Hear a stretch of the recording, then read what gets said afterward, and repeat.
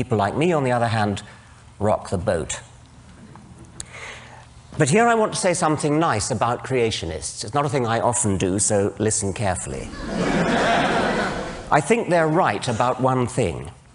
I think they're right that evolution is fundamentally hostile to religion.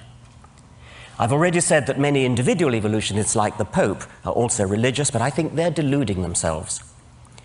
I believe a true understanding of Darwinism is deeply corrosive to religious faith. Now, it may sound as though I'm about to preach atheism, and I want to reassure you that that's not what I'm going to do. In an audience as sophisticated as that, as this one, that would be preaching to the choir. No, what I want to urge upon you instead, what I want to urge upon you is militant atheism.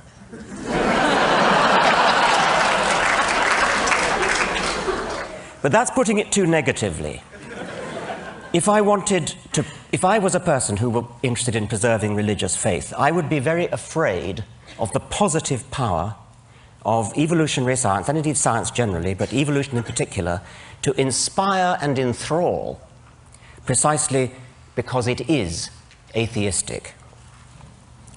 Now, the difficult problem for any theory of biological design is to explain the massive statistical improbability of living things. Statistical improbability in the direction of good design. Complexity is another word for this. The standard creationist argument, there is only one, they all reduce to this one, takes off from statistical improbability. Living creatures are too complex to have come about by chance, therefore they must have had a designer. This argument, of course, shoots itself in the foot. Any designer capable of designing something really complex has to be even more complex himself. And that's before we even start on the other things he's expected to do, like forgive sins, bless marriages, listen to prayers, favor our side in a war, disapprove of our sex lives, and so on. Complexity is the problem that any theory of biology has to solve. And you can't solve it by postulating an agent that is even more complex, thereby simply compounding the problem. Darwinian natural selection is so stunningly elegant because it solves the problem of explaining complexity in terms of nothing but simplicity. Essentially, it does it by providing a smooth ramp of gradual, step-by-step increment.